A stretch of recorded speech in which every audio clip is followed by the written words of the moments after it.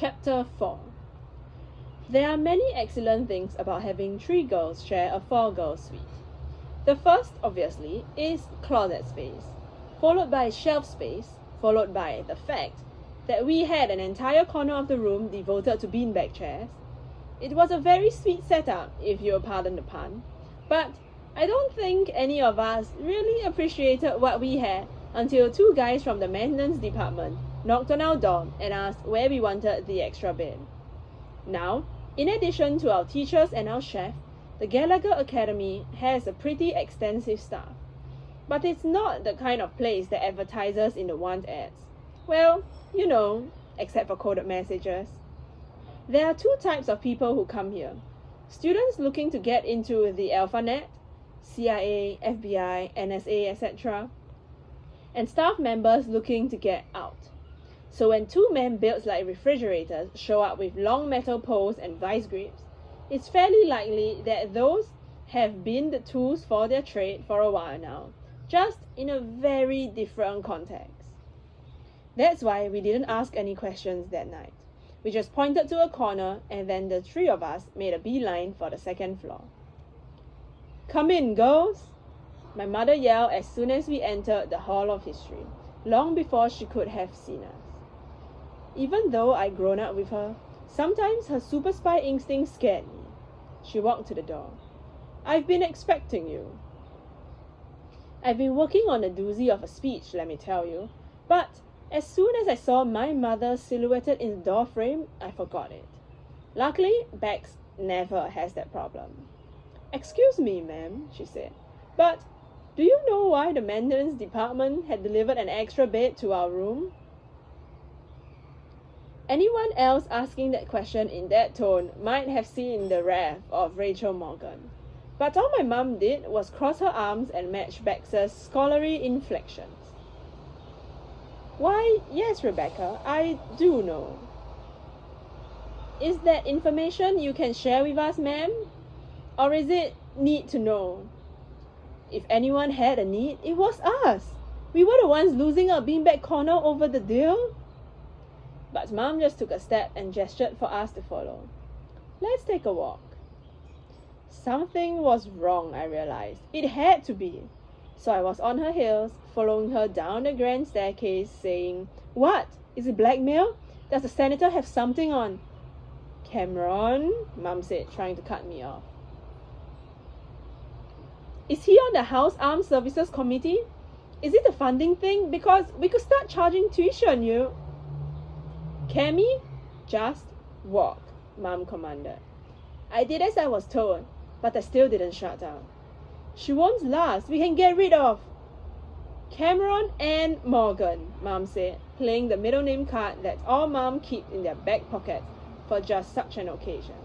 "That's enough."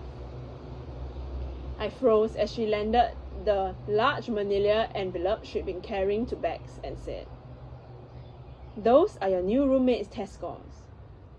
Okay, I'll admit it, they were good. Not least good or anything, but they were far better than Macy McHenry's 2.0 GPA would indicate. We turned down an old stone corridor, our feet echoing through the cold hall. "So she tests well," I said. "So..." Mum stopped short, and all 3 of us nearly ran into her. "I don't run decisions past you, do I, Cammy?" Shame started brewing inside me, and Mum had already shifted her attention toward Bex. "And I do make controversial decisions from time to time, don't I, Rebecca?" At this, we all remembered how Bex came to us, and even she shut up. "And Liz," Mum shifted gaze one last time.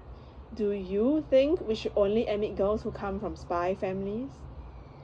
That was it. She had us. Mum crossed her arms and said, "Macy McHenry will bring a much-needed level of diversity to the Gallagher Academy. She has family connections that will allow entry into some very close societies. She has an underutilized intellect. And..." Mum seemed to be pondering this next bit. "She has a quality about her." Quality? Yeah, right. Snobbery is a quality. So is elitism, fascism, and anorexicism. I started to tell my mom about the 800 calorie a day thing, or the B word thing, or to point out that court rates were fake interviews, not real ones. But then I looked at the woman who had raised me, and who, rumor has it, once sweet-talked a Russian dignitary into dressing in drag and carrying a beach ball full of liquid nitrogen under his shirt like a pregnant lady. And I knew I was sufficiently outgunned, even with Bex and Liz beside me.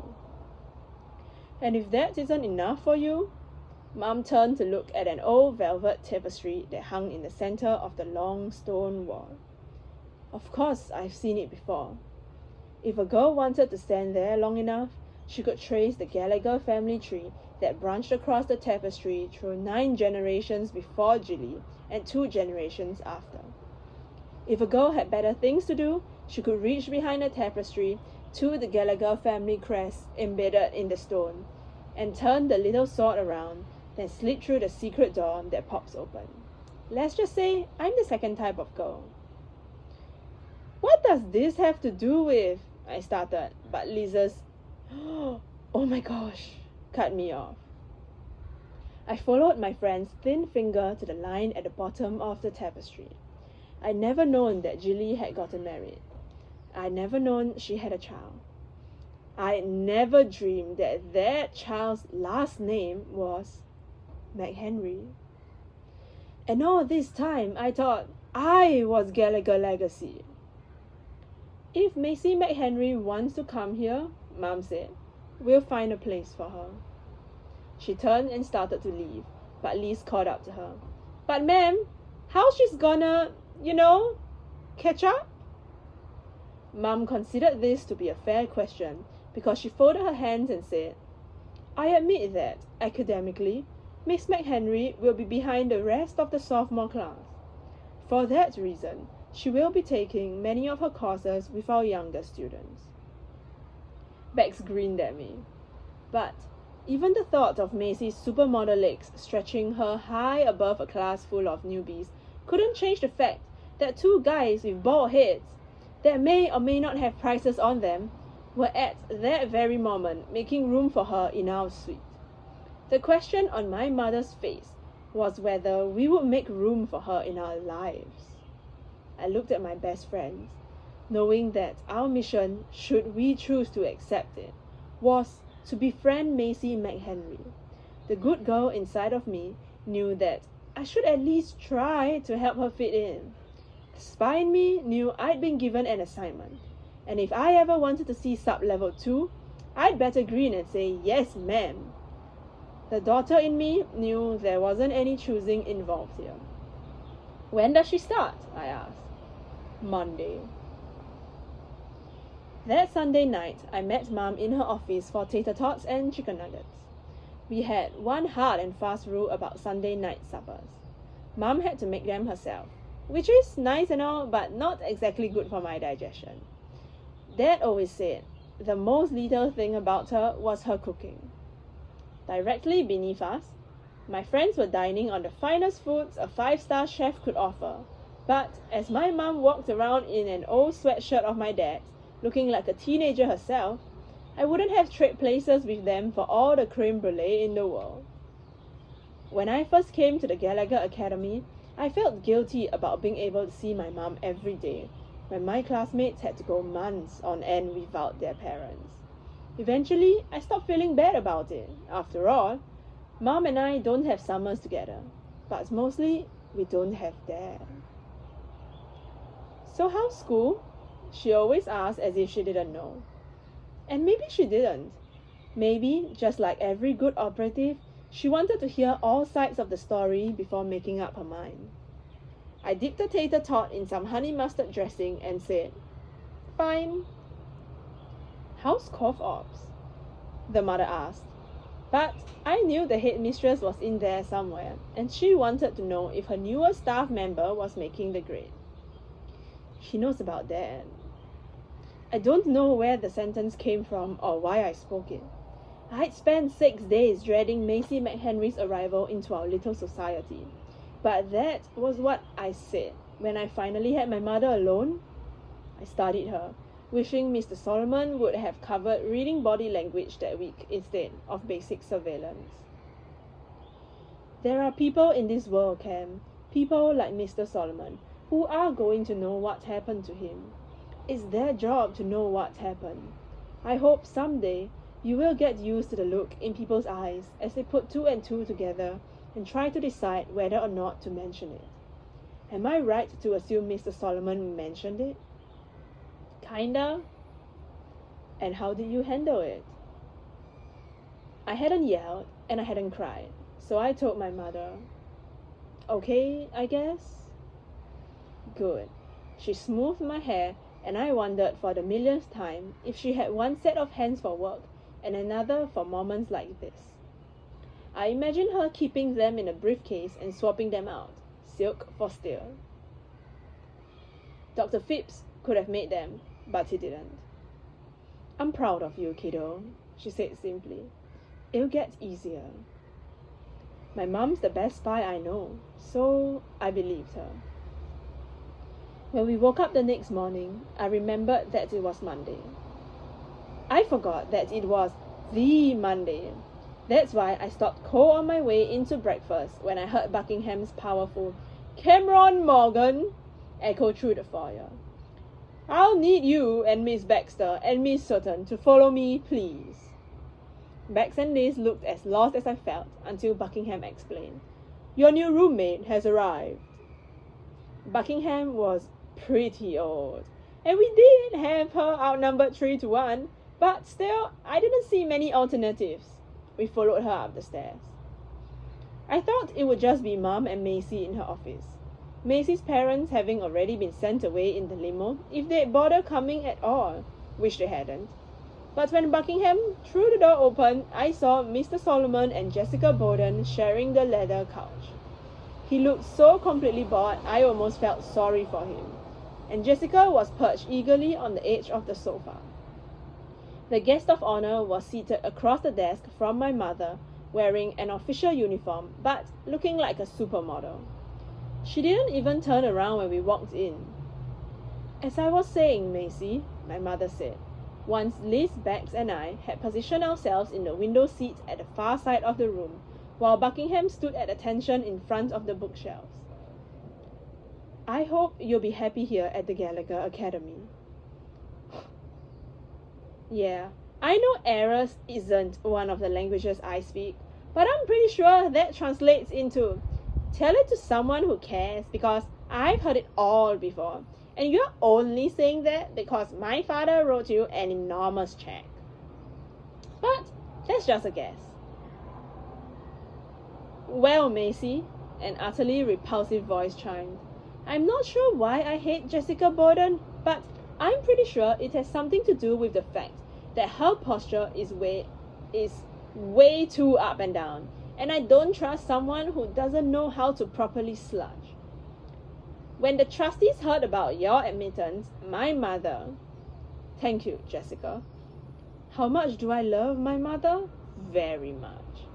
Mum opened a thick file that lay on her desk. Macy, I see here that you spent a semester at the Tyrant Academy. Yeah, Macy said. Now there's a girl who knows how to slouch. And then a full year at Wellington House. 2 months at Ingalls. Ooh, just a week at the Wilder Institute. Do you have a point? Macy asked, her tone just as sharp as the letter opener / dagger that Joe Solomon had been absent-mindedly fingering while they spoke. You've seen a lot of different schools, Macy.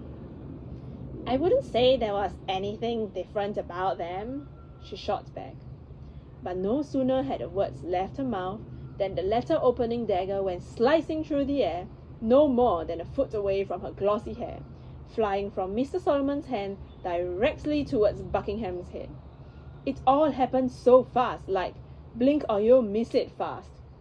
Once again, Macy was talking about how all prep schools are the same, and the next, Patricia Buckingham was grabbing a copy of War and Peace from the bookshelf behind her and holding it inches from her face, just as the dagger pierced its leather cover.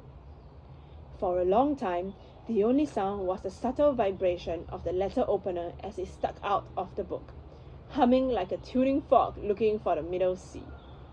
Then my mom leaned onto her desk and said, "I think you'll find there are some things we teach that your other schools haven't offered." "What?" Macy stammered. "What? Are you crazy?" That's when my mom went through the school history again, the unabridged version, starting with Jilly and then hitting highlights like how it was the Gallagher girls giving each other manicures who had figured out the whole no two fingerprints are alike thing, and a few of our more highly profitable creations. Duct tape didn't invent itself, you know. When Mum finished, Beck said, "Welcome to Spy School," in her real accent instead of the geographically neutral drawl, which is all Macy had heard until then.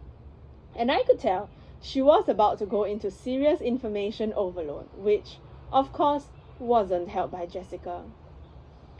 "Macy, I know this is going to come as a big adjustment to you, but that's why my mother, she's a Gallagher trustee, has encouraged me to help you through this."